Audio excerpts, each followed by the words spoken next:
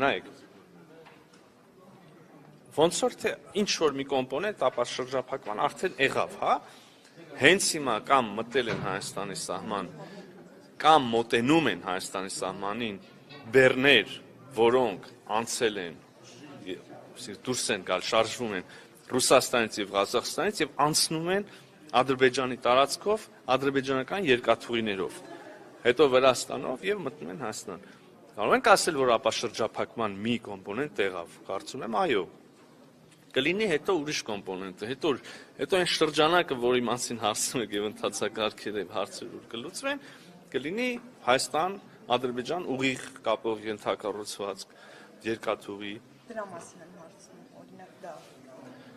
Դե ախր քիչ առաջ ես ասացի, որ ինտենսիվ քննարկումներ են ընթանում։ Ես չեմ կարող ասել, երբ կդրվի առաջի ռելսը,